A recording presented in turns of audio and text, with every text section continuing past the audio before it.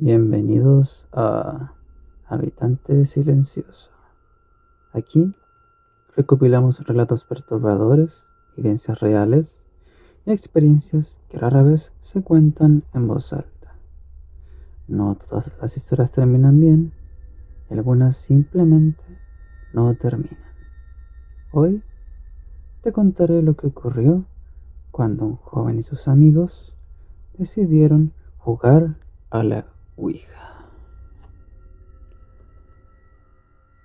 Esto no es algo que me gusta recordar, pero desde que lo viví, algo cambió en mí.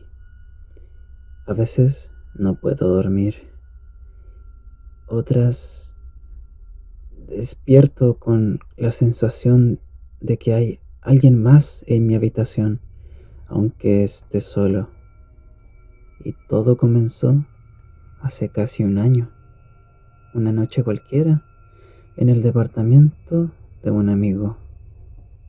Éramos 5: Lucas, Sofía, Tomás, Camila y yo. Nos juntábamos todos los viernes en su apartamento, en pleno centro de Santiago. Nada fuera de lo común. Pedíamos algo de comer, poníamos música, hablábamos de la semana, pero esa noche, sin previo aviso, Lucas apareció con algo que sacó de su mochila como si fuera una joya prohibida. Esto era una tabla de Ouija.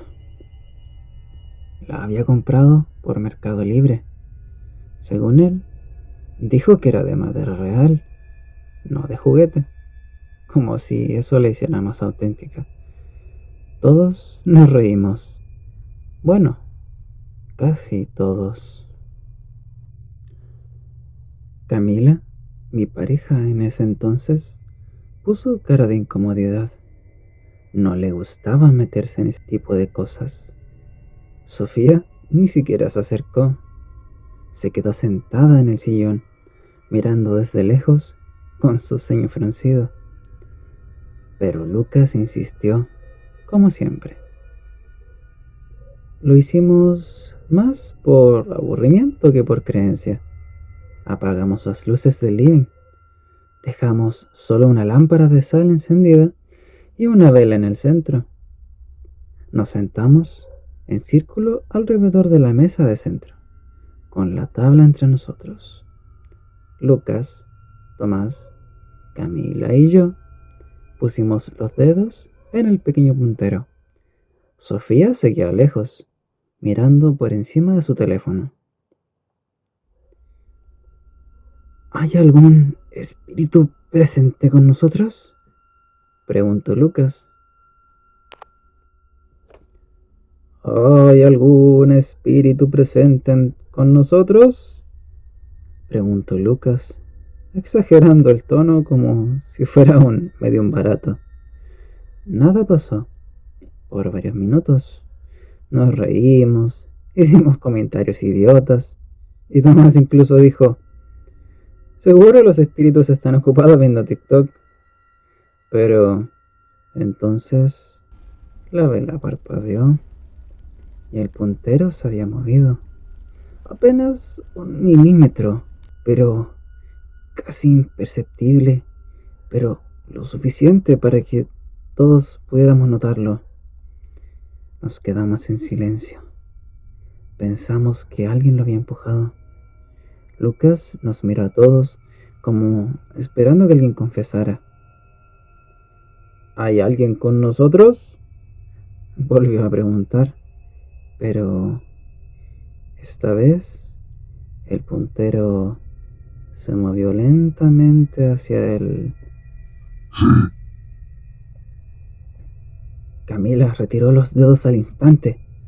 No quiero seguir con esto, dijo ella, pero el puntero se movió otra vez, pero esta vez sin dedos encima. Avanzó hasta la palabra hola. Luego se detuvo, como si estuviera esperando una respuesta. En ese momento, el teléfono de Sofía empezó a vibrar. Se había activado la cámara sin motivo alguno y había comenzado a grabar. «No apreté nada», dijo ella, mirando el teléfono con su rostro pálido. Nos miramos sin saber qué hacer. Tomás, que hasta ese momento había estado calmado, se puso de pie. «Mejor guardemos esta cuestión. No me gustó. No me gusta esto».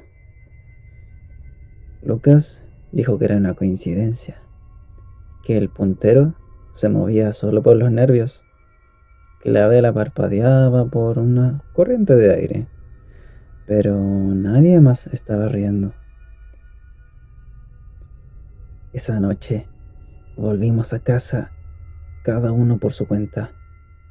Camila no me habló en todo el camino, y cuando me acosté tuve la primera pesadilla. Una figura negra, sin rostro, mirándome desde la esquina de mi pieza. No se movía, pero por alguna razón cada vez estaba más cerca, sentía más cerca. Al principio pensé que solo había sido una pesadilla, una más. Había jugado con mi mente, con los nervios. Eso era todo, pero la noche siguiente no se detuvo. Eran ya las 3:27 de la madrugada. Me desperté sin razón aparente. No hubo ruido, no hubo siquiera sobresalto. Solo abrí mis ojos de golpe y ahí estaba, otra vez. Esa figura no se movía, solo me miraba. La esquina de mi pieza era completamente oscura, pero juro que podía ver su contorno, alargado, estático, como si supiera que yo lo estaba viendo. No pude encender la luz. Me quedé quieto, con el corazón retumbando sobre mi pecho, y simplemente cerré los ojos como un niño, esperando que al abrirlos hubiera desaparecido. No desapareció, solo se acercó más. Esa mañana le escribí a Camila. Me dijo que ella tampoco había dormido. «Siento que alguien me respira al oído cuando apago las luces», me escribió. Y luego agregó: «Me levanté y la ouija estaba en mi mochila, pero yo no la traje». Eso no tenía sentido. Lucas se la había llevado. Estaba en su casa. O eso era lo que creíamos. Luego llamé a Lucas, pero él simplemente se rió, como siempre. «Están todos sugestionados», me dijo él. «¿No te diste cuenta que fui yo el que la movió primero?» Pero yo no le creí. Esa misma tarde, Tomás me llamó. Estaba nervioso. «Hermano, esto no es un juego. Busqué cosas. Lo que pasó no fue una entidad buena». «¿Qué crees que era?», le pregunté. Hubo un silencio largo. No estoy seguro, pero lo que se presentó fingió ser algo inofensivo. Eso es típico de las presencias más agresivas». «¿Y por qué haría eso?», dije yo. Para que abrieran la puerta. Esa noche, Sofía nos escribió en el grupo. Dijo que no quería saber nada más del tema, que algo raro había pasado en su casa. Su gato, que tenía desde hace ya más de 5 años. No paraba de bufar a la pared vacía de su habitación y aullaba sin parar. Luego, la lámpara del techo había explotado sola. Lucas volvió a escribir. Nos mandó una foto del tablero, partido por la mitad. Ahí tienen, problema resuelto, escribió, pero esa misma noche nos envió una nota de voz a eso de las 3:40 de la mañana. Su voz era temblorosa. Se cayó algo de la cocina. Fui a ver y el tablero estaba en el suelo, completo, sin una sola grieta. Después de eso, no respondió más. Durante los días siguientes, cada uno de nosotros empezó a tener experiencias, luces que se encendían solas, puertas que se cerraban sin viento, ruidos en los armarios, pero lo peor eran los susurros. No entendías lo que decían, pero sabían que se dirigían a ti. Camila ya no podía dormir.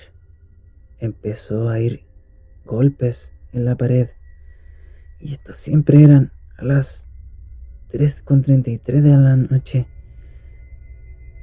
Grabó una vez, me mostró el audio. Había una voz apenas audible, pero esta decía su nombre.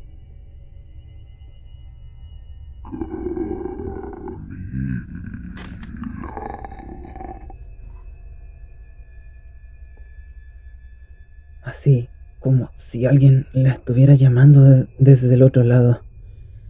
Quisimos dejar de hablar del tema, como si ignorarlo lo hiciera desaparecer. Pero cuanto más lo ignorábamos, más fuerte se hacía. Luego, Lucas dejó de contestar. Tomás empezó a obsesionarse. Sofía incluso borró el grupo de WhatsApp. Y Camila, ella empezó a cambiar. Ya no era la misma. Ya no respondía de la misma forma. Me miraba como si ella supiera algo que yo no. Fue ahí que entendí que no habíamos cerrado nada. Que lo que sea que se manifestó en esa mesa de centro, con una tabla de madera y una vela, no se había ido. Y yo aún no sabía que lo peor estaba por venir. Pasaron los días, pero el silencio no volvió. Las voces eran más frecuentes, ya no solo en la noche. Una vez, mientras lavaba los platos, la radio se encendió sola. Estaba en una habitación vacía, pero entre la estática escuché mi nombre. No era una interferencia, era mi nombre, susurrado entrecortado.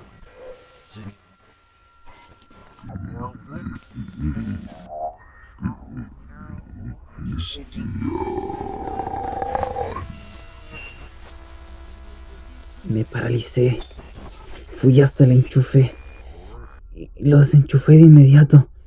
La voz no volvió, pero sentí algo detrás de mí. No lo oí, no lo olí, pero lo sentí. Era una presencia fría y demasiado cerca. Camila ya no era la misma. Se levantaba todas las noches a la misma hora, dormida o sonámbula quizá. Sus ojos estaban abiertos, pero no me miraban. Solo caminaban hacia la ventana y se quedaba ahí, mirando hacia la calle. A veces murmuraba palabras que incluso yo no entendía. Intenté grabarla una vez, una noche que me armé de valor. Saqué mi teléfono y la grabé mientras estaba ahí, de pie, pero cuando reproduje luego el video, mi sangre se congeló. Camila... No estaba sola.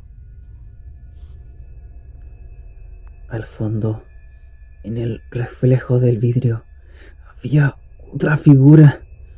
Estaba detrás de ella, negra, alta, como si le estuviera susurrando en el oído. En el video, su boca se movía, pero no decía lo mismo que yo escuché en ese momento. En la grabación, repetía solo una palabra. Abre. Apagué el video. No quise saber más. Apagué el teléfono. Y esa noche soñé con el reflejo. Lucas dejó de responder hace 2 semanas. Pensamos que solo era una broma, una forma de asustarnos más, hasta que fui a buscarlo. Subí hasta su departamento. Golpeé, pero nada. Llamé a su celular desde el pasillo. Lo escuché sonar desde dentro y después solo hubo silencio hasta que el teléfono dejó de timbrar. Un vecino abrió la puerta de su departamento y me preguntó: ¿vienes por el chico del 704? Asentí, pero el vecino solo suspiró. No lo veo hace días, pero anoche sí escuché algo raro. ¿Qué tipo de raro?, le pregunté. Como si estuviera hablando con alguien. Gritaba, lloraba, después hubo silencio y luego hubieron pasos, muchos pasos. ¿Pasos? ¿Pero de quién? No lo sé, solo sonaban como si fuera más de uno, pero él vivía solo, ¿no? Luego le agradecí mucho lo que me dijo y fui a la administración del edificio. Pedí ver las cámaras. Me negaron. Dijeron que yo no era policía. Pero 2 días después, la policía fue al departamento. Lucas ya no estaba. Su teléfono, su billetera, su chaqueta, todo seguía ahí. Pero él no. No hubo señales de que saliera. Nadie lo vio irse. Las cámaras del edificio no mostraban nada, como si se hubiera desvanecido. Tomás no quería hablar, apenas respondía a los mensajes, hasta que un día me envió una nota de voz.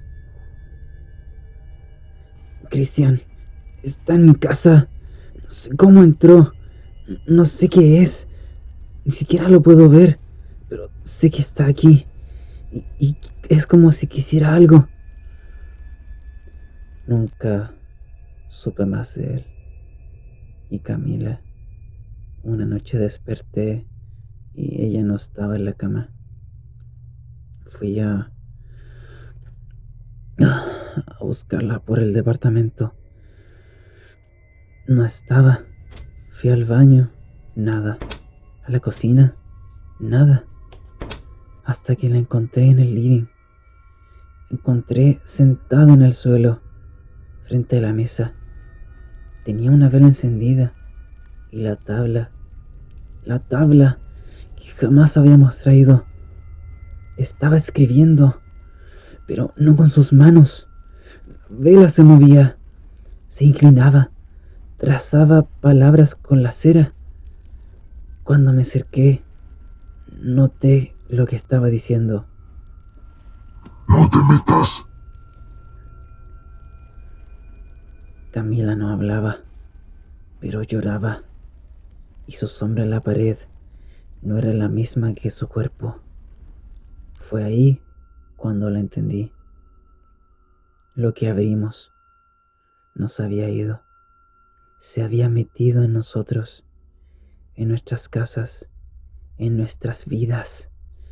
No buscaba comunicarse, solo buscaba cómo entrar. Y ahora Lo había logrado. Y esa fue la parte 1 de esta historia. ¿Quieres saber cómo continúa? Suscríbete a Habitante Silencioso para saber cómo termina.